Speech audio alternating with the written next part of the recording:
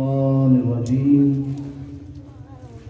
بسم اللہ الرحمن الرحیم ورفعنا لک ذکرک صدق اللہ مولانا العظیم وصدق رسولہ النبی الکریم ببرکات ان اللہ وملائکتہ یصلون علی النبی یا ایہا الذین آمنوا صلوا علیہ وسلموا تسلیما درود پاک پڑھی اللہم صلی علی سیدنا ومولانا محمد وعلی آل سیدنا ومولانا محمد وبارک وسلم وصلی علیہ.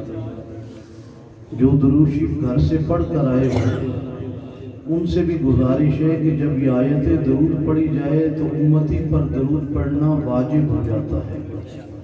اگر وہ نہ پڑھے تب ذکر رسول کی محفل میں ہو یا اللہ کے گھر میں ہو وہ شدید گناہگار ہوتا ہے، کیونکہ اللہ تعالیٰ نے مطلق نہیں حکم دیا کہ آپ میرے محبوب پہ درود بھیجیں، بلکہ اللہ پاک نے فرمایا میں بھی بھیجتا ہوں، میرے فرشتے بھی بھیجتے ہیں.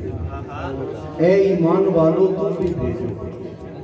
جس کا ایمان چاہتا ہے کہ وہ مقبول ہو بارگاہ رسالت میں اور بارگاہ الوہیت میں، تو جو میلادی ہیں بآواز بلند پڑھی اللہم صلی علی سیدنا ومولانا محمد وعلی آل سیدنا ومولانا محمد وبارک وسلم وصلی علیہ.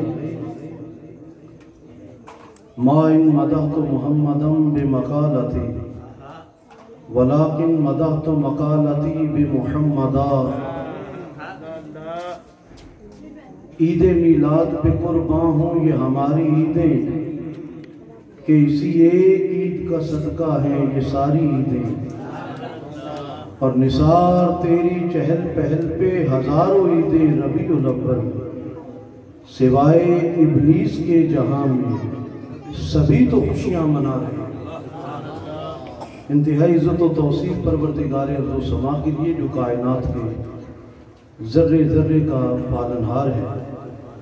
بے حد و بے حساب درود و سلام سید العالمین صلی اللہ علیہ وآلہ وسلم اور آپ کے آل پاک کے لیے. رونق محفل خطیب یورپ حضرت علامہ صاحبزادہ حسنین رضا صدیقی صاحب، مبلغ اسلام مجاہد اہل سنت حضرت علامہ نوید احمد سیالوی صاحب، اور آج کے ہمارے میزبان محترم ملک عبد القدیر صاحب، اور آج کی اس تقریب میں موجود جملہ اہل اسلام. ذکر مصطفیٰ کریم کی محفل میں کوئی خاص نہیں ہوتا اور کوئی عام نہیں ہوتا. سب غلامی کا دم بھرنے کے لیے آتے ہیں، اور آقا کی شان بڑھانے ہم نہیں آتے ہیں، بلکہ ہم ذکر مصطفیٰ سن کر یا بیان کر کے اپنی عزت بڑھانے کی کوشش کرتے ہیں. حضرت حسان بن ثابت رضی اللہ عنہ کو منافق کہنے لگے جب آقا کی آپ نعت لکھتے ہیں تو نبی کی شان تو بڑی بلند ہوتی ہوگی، تو آپ نے فرمایا ما ان مدحت محمدا بمقالتی، لوگوں میں لکھ کر نبی کی شان نہیں بڑھاتا، ولیکن مدحت مقالتی بمحمدا، بلکہ میں تو مصطفیٰ کے نام کی برکت سے اپنی تحریر کو عزت دیتا ہوں. اس لیے یہاں آ کر ہم اپنی ذات کو عزت دیتے ہیں، ہم اپنے ایمان کو نئی تازگی دیتے ہیں. اب برادران اسلام، دو باتیں اگر آپ کی توجہ ہوئی تو آپ محفل کے اختتام تک کہیں جا نہیں پائیں گے اگر آپ نے ان باتوں کو سن لیا. پیغمبر اسلام صلی اللہ علیہ وآلہ وسلم مسجد نبی میں تشریف لائے. صحابہ اکرام علیہ رضوان کے ایک مجلس ہے. حضور نے پوچھا صحابہ کس لیے جمع ہو؟ صحابہ عرض کرتے ہیں نحمد اللہ، ہم اللہ کی حمد کر رہے ہیں، ونشکر اللہ، اور ہم اللہ کا شکر ادا کر رہے ہیں. پوچھا کس بات پر؟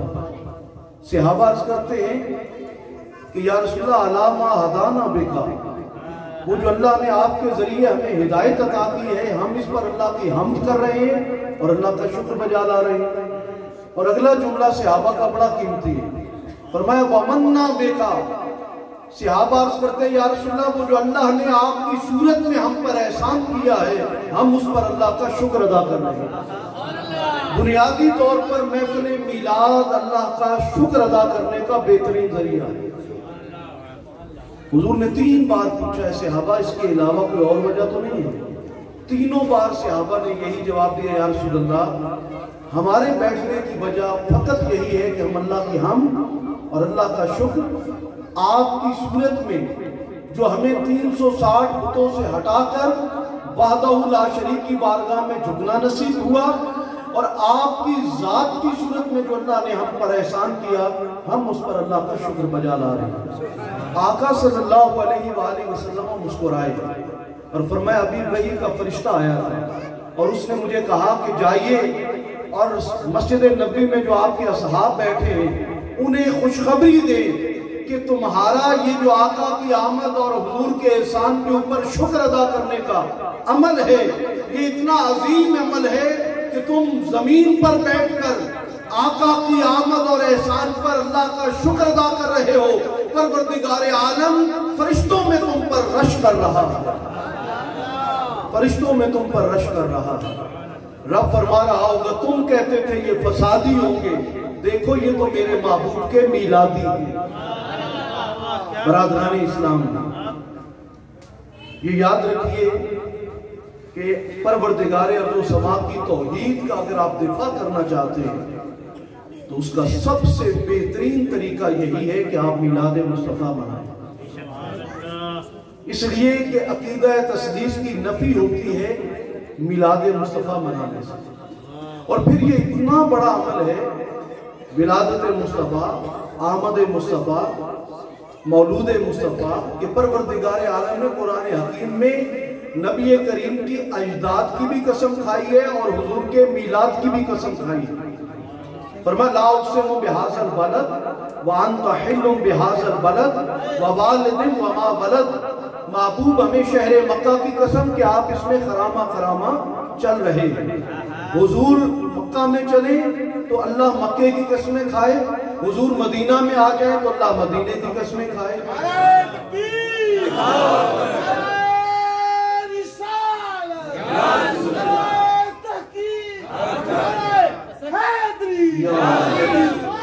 یا غوث العظم، پھر فرمایا کہ ووالد وما ولد، اور ہمیں محبوب آپ کے والد کی قسم، اور اسے نکرہ ذکر کیا گیا ہے اور نکرہ عموم پہ دلالت کرتا ہے کہ ہمیں حضرت آدم علیہ السلام سے لے کر حضرت عبداللہ تک، حضرت عبد المطلب تک اور حضرت سیدنا ابو طالب تک محبوب آپ کے تمام اجداد کی قسم ہے کہ جنہوں نے کائنات ارضی و سماوی پر یہ احسان کیا کہ آپ کے نور کی نعمت ان کی پیشانیوں میں چمکتی رہی۔ ہمیں حضرت عبداللہ، حضرت عبد المطلب پر بھی فخر ہے کہ انہوں نے آپ کی پرورش کی، ہمیں حضرت ابو طالب پر بھی رشک ہے، ہم ان کی بھی قسم کھاتے ہیں کہ انہوں نے 42 سال آپ کو پالا ہے۔ گویا قرآن کہہ رہا ہے سلام ہو سالی گھرانے کو، محمد پال کے دیے جس نے زمانے کو۔ فرمایا ووالد وما ولد، محبوب ہمیں آپ کے تمام آبا و اجداد کی قسم ہے، اور اے پیدا ہونے والے محمد ہمیں آپ کی بھی قسم ہے۔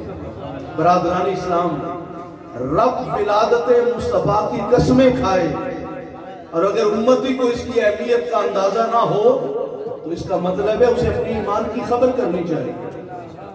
برادران اسلام، پہلا میرا گفتگو کا حصہ تمام ہوا کہ جو ذکر مصطفیٰ کی محفل اس زمین پر سجاتے ہیں اللہ پاک ان پر فرشتوں میں رشک کرتا ہے۔ اب دوسری بات، حضرت سیدنا عباس رضی اللہ تعالیٰ عنہ نبی پاک کے چچا ہیں اور صحابی رسول ہیں۔ صحابی کا نام آئے تو کیا کہنا ہے؟ بولیے رضی اللہ تعالیٰ عنہ۔ جس نے ابھی تک نہیں کہا وہ برکت کے لیے کہہ لے، اللہ تعالیٰ جیسے ان سے راضی ہو چکا ان کی برکت سے اللہ ہم سے بھی راضی ہو جائے۔